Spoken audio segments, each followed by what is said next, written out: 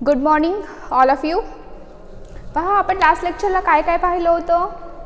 तर लास्ट लेक्चरला आपण लास्टचा पॉईंट घेतला होता पहा प्रोबॅबिलिटीचा, आणि त्यामध्ये प्रोबॅबिलिटी गिव्हनमध्ये काय दिलेली आहे आणि काय फाइंड करायचे अशा टाईपचे एक्झाम्पल्स पाहिले होते. पहा लास्ट लेक्चरला आपला चॅप्टर कंप्लीट झाला. तर काय काय पाहिलं होतं फर्स्ट चॅप्टर खूप मोठा आहे आणि प्रत्येक टाईपचे डेफिनेशन्स आपण त्या चॅप्टरमध्ये घेतलेले आहेत. तर कोणते कोणते डेफिनेशन्स घेतल्या होत्या पहा. आपण सॅम्पल स्पेसची घेतली होती, इव्हेंटची घेतली होती, त्यानंतर प्रोबॅबिलिटीची घेतली होती. अजून भरपूर काही डेफिनेशन्स आपण फर्स्ट चॅप्टरमध्ये कव्हर केलेल्या आहेत. तर ज्या काही डेफिनेशन्स मी तुम्हाला सांगितल्या आहेत त्या व्यवस्थित राईट डाऊन करून घ्यायच्यात आणि वाचायच्या आहेत. पहा त्या एक्झामला तुम्हाला 100% विचारल्या जातील. ठीक आहे. आता आपण सेकंड चॅप्टरला चालू करणार आहे. पहा सेकंड चॅप्टरचं नेम आहे तुमचं कंडिशनल प्रोबॅबिलिटी. मी नाव लिहिलं आहे पहा, चॅप्टर सेकंड, पेपर सेकंडचा चॅप्टर सेकंड आहे. स्टॅटिस्टिक पेपर सेकंड चालू केलेला आहे. पहा आपला फर्स्ट चॅप्टर कव्हर झाला आहे. सेकंड चॅप्टरला स्टार्ट करते आज. सेकंड चॅप्टरचं नेम आहे पहा आपलं कंडिशनल प्रोबॅबिलिटी अँड इंडिपेंडन्स. आता what is mean by conditional probability. प्रोबॅबिलिटीची डेफिनेशन तुम्ही पाहिलेली आहे. काय डेफिनेशन होती what is mean by probability. तर m divided by n. What is the m. जे नंबर्स तुम्ही किंवा एखादा इव्हेंट तुम्ही चूज करणारे त्याची जी प्रोबॅबिलिटी असते ती यमची व्हॅल्यू असते. आणि यनची व्हॅल्यू काय असते. तर number of total sample space. Sample स्पेसमध्ये किती नंबर्स आहेत त्याची जी टोटल प्रोबॅबिलिटी असते ती यनची व्हॅल्यू असते. यम डिवायडेड बाय यन हा प्रोबॅबिलिटीचा फॉर्म्युला आहे. यम काय माहिती आहे तुम्हाला, यन काय आहे ते पण माहिती आहे.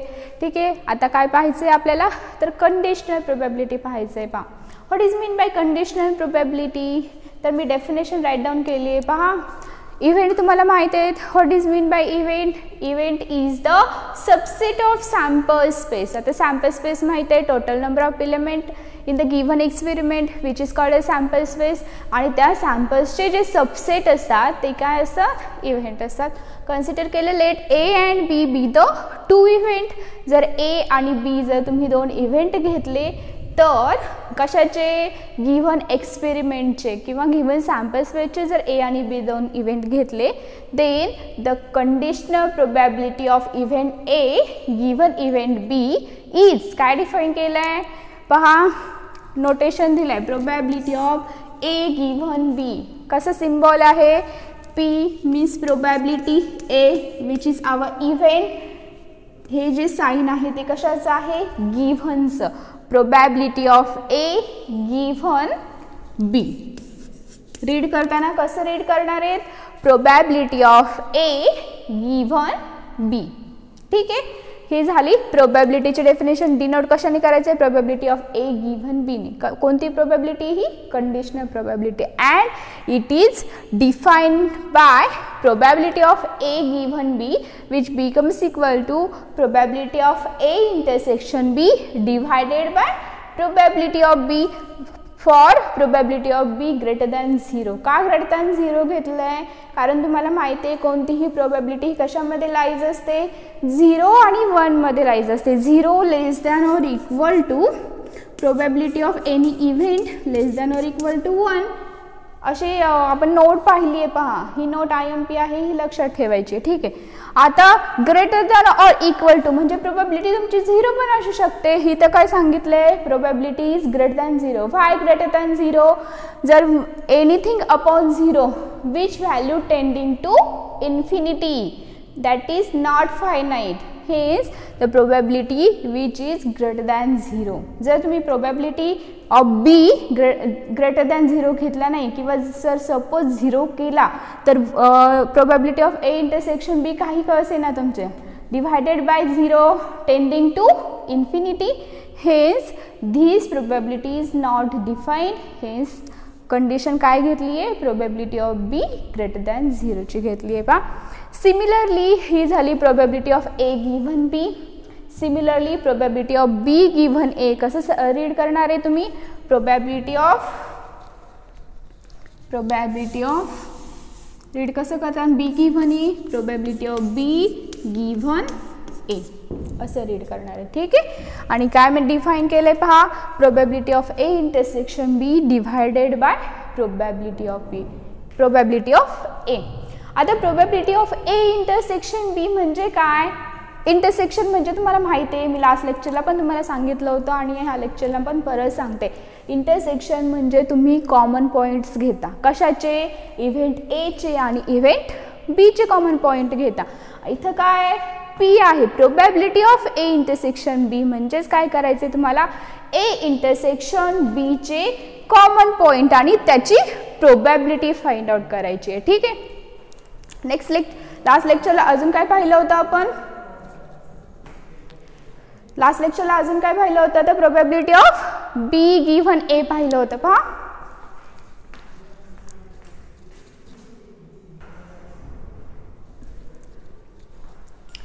पहा similarly probability of b event b given event a कसं रीड करणार आहे तुम्ही? Probability of B given a and it is defined as probability of A intersection B divided by probability of B. A मी काय सांगत होते, A intersection B म्हणजे काय, event A आणि इव्हेंट B या दोन्हींचा जो कॉमन पॉइंट असतो ते त्याच्या इंटरसेक्शन मध्ये असतं आणि त्याची प्रोबॅबिलिटी काय करायची असते, आपल्याला फाइंड आउट करायची असते. ही झाली डेफिनेशन. पहा डेफिनेशन ही एक्झामला विचारली जाते, व्यवस्थित रीड करायची आहे, व्यवस्थित राईट डाऊन करून घ्यायची आहे. खूप इझी डेफिनेशन आहे, तुम्हाला एकदा जर वाचली तरी लक्षात राहणारी डेफिनेशन आहे. ठीक आहे. तर परत काय सांगणार आहे कंडिशनल प्रोबॅबिलिटीची definition, let A and B be the two given events, then the conditional probability of A given b is denoted by this symbol and it is given by probability of A given B which becomes equal to probability of A intersection B divided by probability of B. आणि similarly B given A ची definition आहे पहा. ही झाली प्रोबॅबिलिटीची conditional प्रोबॅबिलिटीची definition. आता आपण conditional प्रोबॅबिलिटीचं example find out करूया. ठीक आहे, किंवा राईट डाऊन करून घेऊया की कंडिशनल प्रोबॅबिलिटी कशी फाइंड आउट करायची असते, गिव्हनमध्ये काय दिलेलं असतं, कशाची प्रोबॅबिलिटी फाइंड आउट करायची असते. डेफिनेशन एकदा समजली की तुम्हाला सगळ्या प्रोबॅबिलिटी फाइंड करता आली तुम्हाला, तर तुम्हाला सगळं काही फाइंड करता येईल. प्रोबॅबिलिटीची एकच डेफिनेशन आहे, यम डिव्हायडेड बाय यन. त्या फॉर्म्युलाने तुम्ही कोणत्याही इव्हेंटची प्रोबॅबिलिटी काय करू शकता, फाइंड आउट करू शकता. सो एक्झाम्पल घेऊया पहा आपण. कन्सिडर एक्झाम्पल दिलंय, consider the experiment, consider the experiment of rolling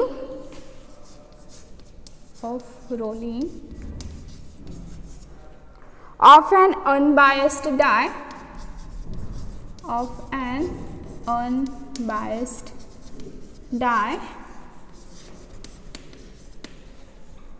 Next, let A and B be the event, let A be the event, let A be the event, the number on a die, the number on a die, the number on a die is a perfect square, is a perfect square, and event B,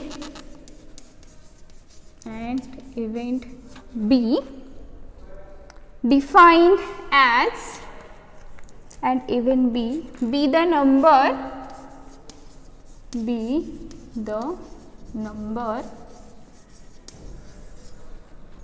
on a die is even number, is even number. Find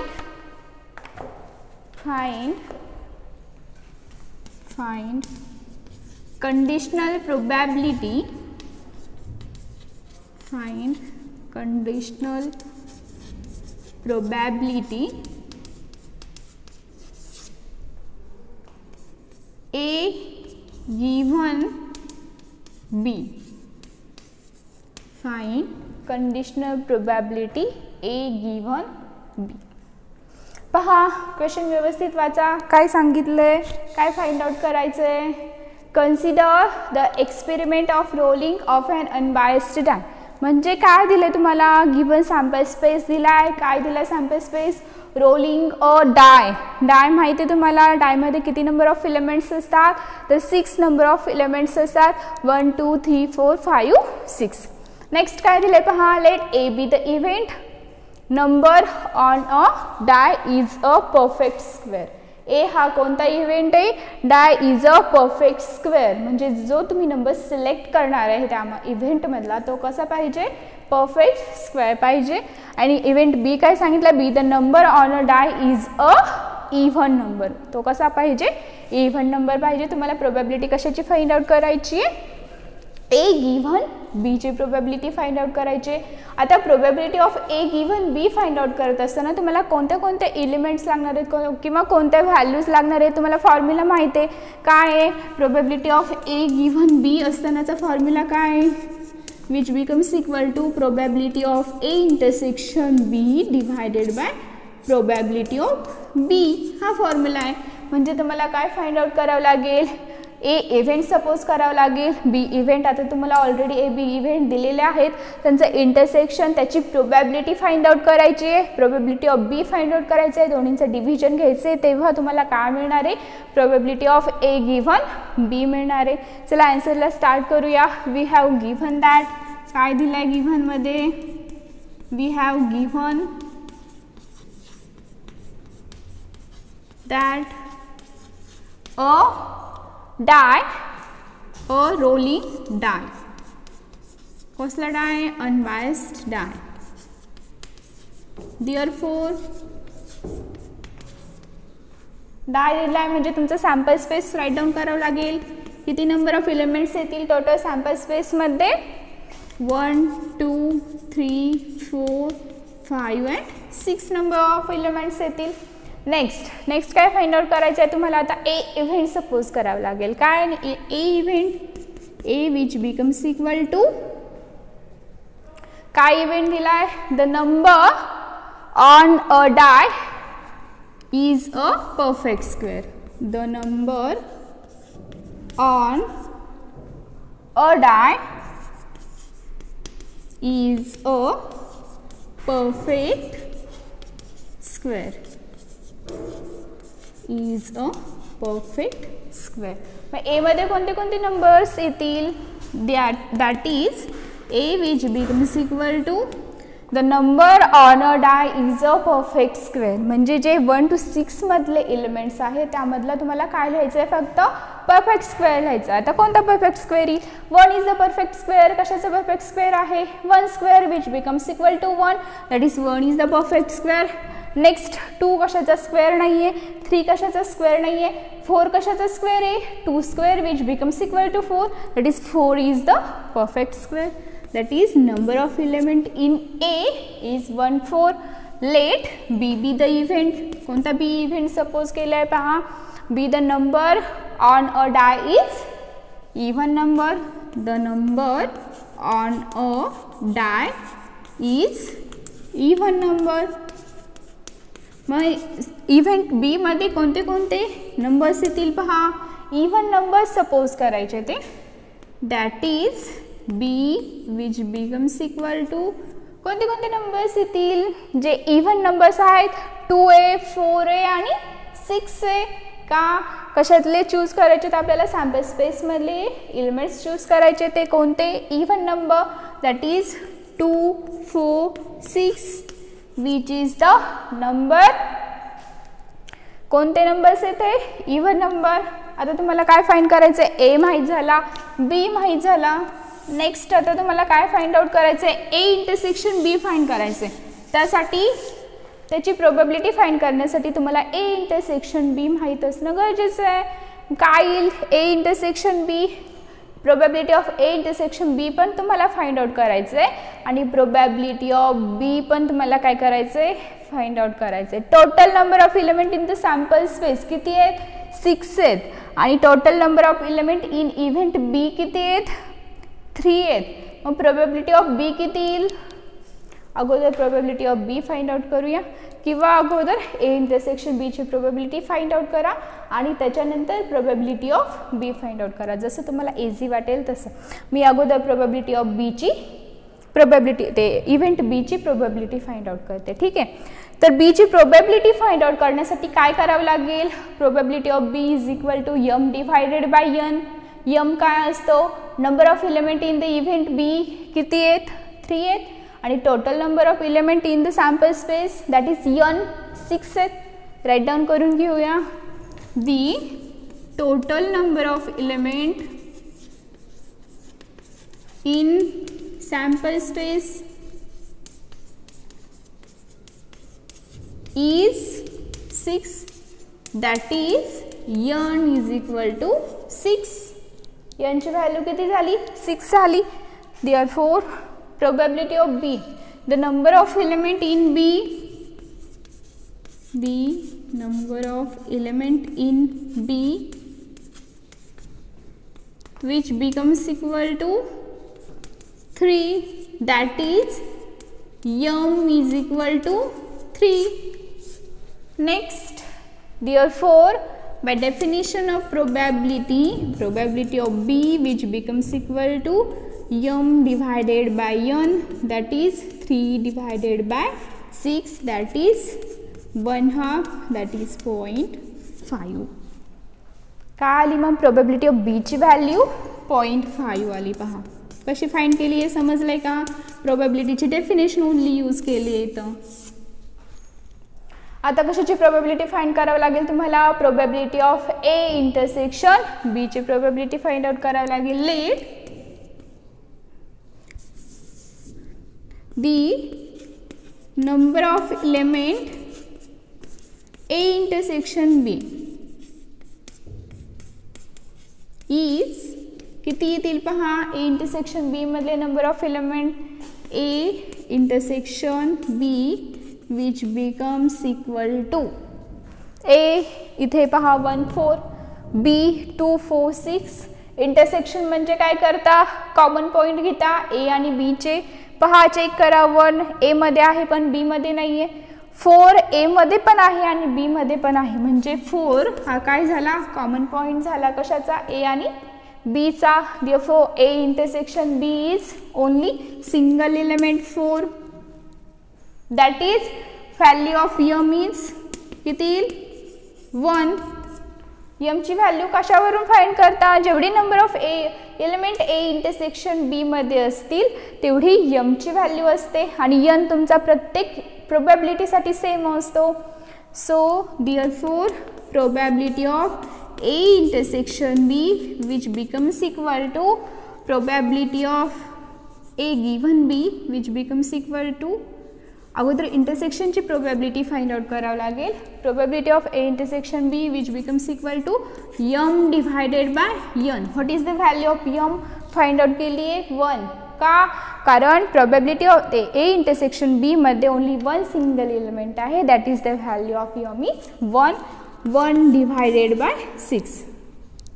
ठीक आहे, ह्याची value कॅल्सीवर calculate करा. पहा probability of A intersection बी किती येते.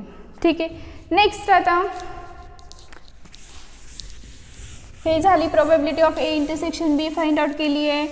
अजून काय फाइंड केलं आहे, probability of B find out केली आहे. मग कशाचा फॉर्म्युला यूज करणार, probability of A given B which becomes equal to, काय फॉर्म्युला आहे, probability of A intersection B divided by probability of B.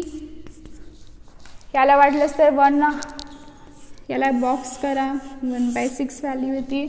1 2 equation 1 आणि 2 द्या. Next probability of A intersection बी किती आलाय पहा. आता पॉईंटमध्ये तुमची काहीतरी व्हॅल्यू येईल, मी रॅशनल फॉर्ममध्ये डायरेक्टली व्हॅल्यू लिहिते. किती आली आहे 1/6 आली आहे आणि ह्याची किती आलती पहा, प्रोबॅबिलिटी ऑफ बी ची 3/6 आलते. That is 1/6 into 6/3. कसं लिहिलं? हे खाली 3/6 आहे, वरती गेल्यावर काय होईल? 6 मल्टिप्लायमध्ये जाईल आणि 3 डिव्हिजनमध्ये राहील. 6 get cancel, that is 1/3. Value कॅल्सीवर कॅल्क्युलेट करा. पहा probability of A given b 1/6 आली आहे, 0.999 समथिंग येईल. पहा अशी काहीतरी व्हॅल्यू येईल. ठीक आहे, तर ही झाली प्रोबॅबिलिटी ऑफ ए गिव्हन बीची. सिमिलरली तुम्ही काय फाइंड करायचं आहे आता? प्रोबॅबिलिटी ऑफ बी गिव्हन ए. कशी फाइंड आउट करणार? सेम वेनी आता प्रोबॅबिलिटी ऑफ ए इंटरसेक्शन बी तुमचं ॲज इट इज आहे, फक्त तुम्हाला इथे probability of A find out करावं लागेल. आता इथे एक्झाम्पलमध्ये दिलेलं नाही आहे, पण कसं फाइंड करायचं आहे तर मला सांगते.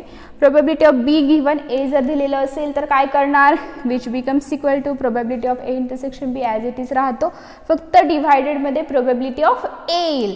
म्हणजे इथं फक्त तुम्हाला प्रोबॅबिलिटी ऑफ एची व्हॅल्यू काय करायची आहे? फाइंड आउट करायची. एक्झाम्पल व्यवस्थित पहा.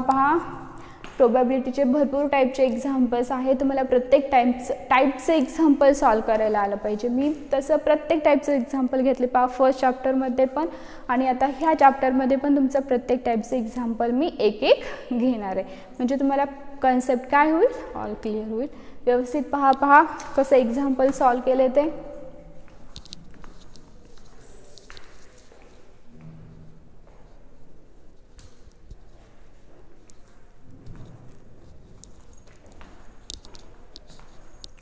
ठीक आहे, नेक्स्ट लेक्चरला आपण नेक्स्ट एक्झाम्पल पाहूया. पहा कारण आता माझा व्हिडिओ 20-25 मिनटापर्यंतच तयार होतो आणि जर नेक्स्ट एक्झाम्पल जर स्टार्ट केलं तर ते पूर्ण कव्हर होणार नाही आहे. पहा